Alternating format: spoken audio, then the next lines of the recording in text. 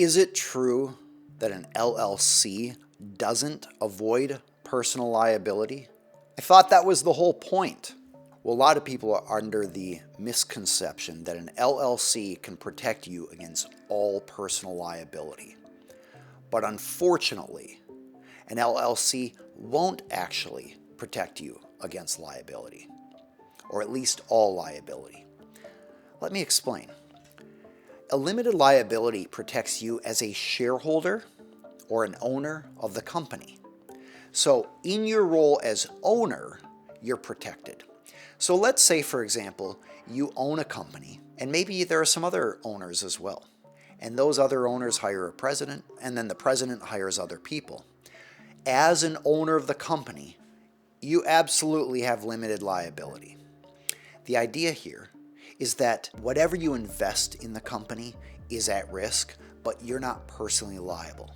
However, there's a huge exception relevant to most business owners, which I'm going to talk about in just a moment.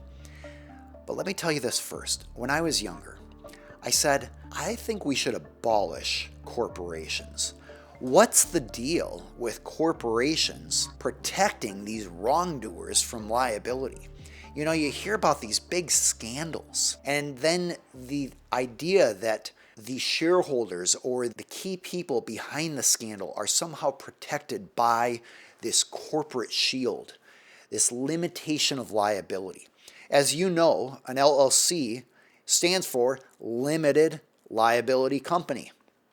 And it just feels so wrong for somebody who does wrong and uses a business to do it to be protected from personal liability.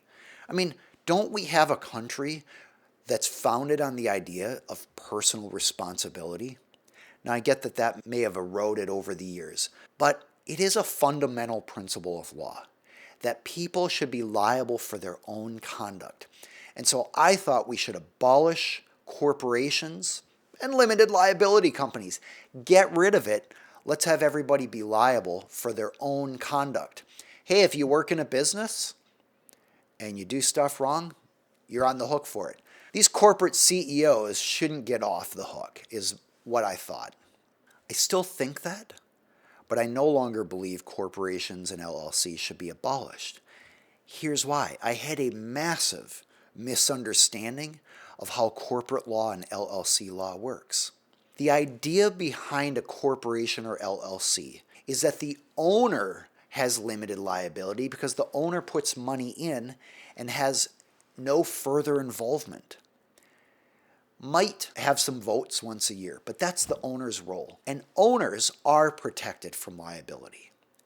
But as soon as you get into the role of management or governance of an LLC or a corporation, now you have liability.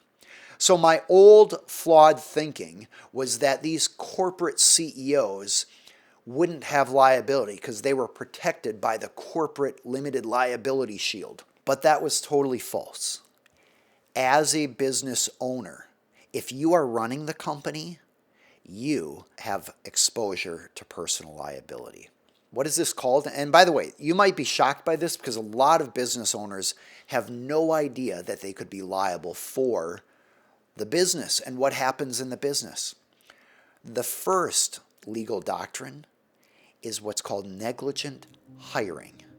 And that is when you hire somebody to manage your company without testing them and being careful to make sure they have the capacity to do the job in a proper way. That they have the character required to do it, they have the integrity, that they have the qualifications, the skills, perhaps the experience. If you are negligent in hiring a CEO or a president for your company, you can be liable for negligent hiring. Even though you're just the business owner. You're just the owner. You're not actually running the company. Now let's talk about negligent supervision. If you are not adequately supervising the CEO or president of a company, as a member of the board of directors or the board of governors or as a shareholder or as an owner of the company, if you are negligent in supervising, you also can have personal liability. So if the company does something wrong or the president does something wrong, they can go after you as an owner. Why? Because you have certain duties that you were negligent in. So this is why it's such a big deal. Now you might say, hey, what about if I'm not hiring a president or CEO? I am the president or CEO. I've got a little LLC. I just started it. Maybe you're the only worker in the company. If you are negligent in your duties, you can be liable for your conduct, whether that's hiring other people, managing other people. And now here's the problem. Let's imagine you hire an employee, and let's imagine that employee is being properly supervised by you. But hey, employees are human. They make mistakes. Am I saying that you are going to be liable for that employee's mistake? Well, that's decided by a judge. And although, generally speaking, you shouldn't be liable for mistakes like that, keep in mind that you may have an attorney on the other side arguing that you should be liable, and now you have to put forward a defense. Let me explain how this might look. Imagine that you hire an employee, and the employee's job is to set up the computer system for a hospital. And you are very careful to hire an employee with experience in compliance with data privacy laws related to health documents. And you also regularly supervise the employee. Let's say you meet with the employee on a daily basis, but the employee makes a mistake. And as a result, confidential health information of all of the patients of the hospital are accidentally available to the public. And somebody goes and downloads a complete copy, and all that stuff ends up on the internet. Clearly, the company is liable because it made a mistake. There's a question of, is the employee liable? But let's say that the company doesn't have a lot of assets. And so the hospital decides they want to sue you personally. The hospital will try to demonstrate that you failed to act as a reasonable person would when managing the employee who did the work and this project. And the attorney for the hospital has millions of dollars in interest or a motivation to show to a court that you should be liable. Well, what they'll go out and do is they will find an expert, somebody in the industry who knows this area of law and how this industry works, and they'll find an expert who will say, a person in your shoes would have been reckless to just rely on one person. There should have been redundancies and double checks. There should have been a review by somebody else. You should have had a team of experts in different categories who could prevent a massive problem like this from happening. You were well aware that if the data, the patient information, was released to the public, it would have a devastating consequence on all the patients and the hospital itself. So you had a obligation to act as a reasonable person would, a reasonably prudent person would, and prevent something like that from happening by implementing processes and procedures and accountability prior to the release of the data. And so they can sue you personally for negligent supervision of a person or of a project. And you might say, does this really happen? A number of years ago, the board of Disney, the big children's movie company, was sued. And they were sued for not adequately considering the compensation package for their CEO. The argument was that they had a meeting, they looked at the details, they approved the final numbers, but they didn't go into the details. They didn't ask enough questions. They didn't spend enough time analyzing this. These sorts of cases happen all the time, especially when the stakes are high. So what's the takeaway here?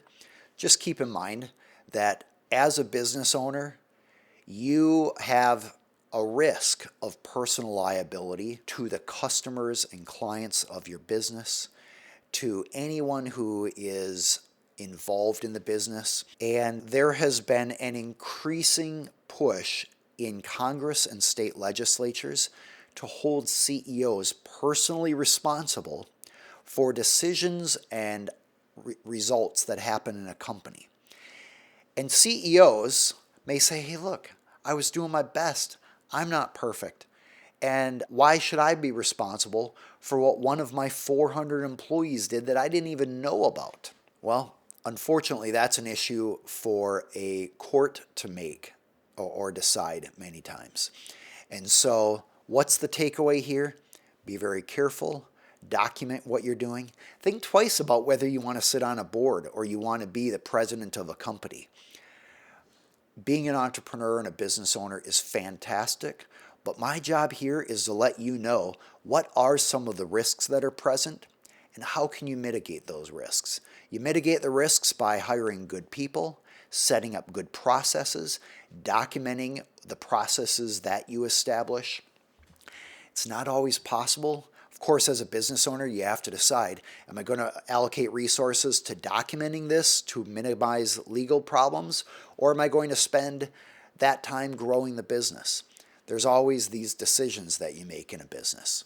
So it is absolutely true that a limited liability company does not eliminate your personal liability. It limits it, but if you stay involved in the company, if you continue to run the company, and if you're hiring the employees and establishing systems, you have the risk of personal liability. Now, practically speaking, what can you do? You can get insurance that can minimize some of that. Of course, being careful with hiring and supervision and all of that. And being aware of the risk is one of the first steps to making sure the team is attentive to those problems and doesn't let major problems happen. By the way, if major problems happen to you, consider it par for the course. Businesses encounter major problems all the time. If you have 50 employees, you are regularly going to have challenges with employees, challenges with customers. Business owners with 50 employees will tell you they just have an attorney who's ready and available to support them as time goes on. Some attorneys charge a retainer for that. Other attorneys are just available as needed. But this is where a business attorney can be very valuable to you in your state, helping you navigate these issues. By the way, I'm not doing this to promote my services as an attorney. You need to find an attorney in your state who can work with you. Since attorneys are licensed by state, I only represent clients in Minnesota. But I provide this YouTube channel so that you can identify what are the issues out there and how can you avoid personal liability and expensive legal problems. If you are the type of person who is interested in avoiding legal problems by growing a great, healthy company, a strong team where you are managing businesses and you are managing the people in your company or companies, you are welcome to get our free resource, which equips you with what you need to know in contract law, intellectual property law, compliance with state and federal laws, and all sorts of other important areas that come up in running a business as an entrepreneur and as the leader of an entrepreneurial company. You can get it at aaronhall.com/free. There's no charge, and it's a way that you can get access to exclusive resources, videos, checklists, etc. that I've put out to help guide business owners to avoid problems. This is all part of this YouTube channel in an effort to help business owners avoid problems, to save money on legal fees, to avoid the painful distractions that lawsuits can bring or government investigations. The last thing you want to be is having a target on your back for lawsuits or government audits or investigations. If you go to aaronhall.com/free, you will start getting access to the resources so that you can become empowered with education to avoid these problems in your company, so you can achieve business success and have a successful life. I'm Aaron Hall, an attorney for business owners and entrepreneurial companies. To learn more about me, feel free to go to aaronhall.com.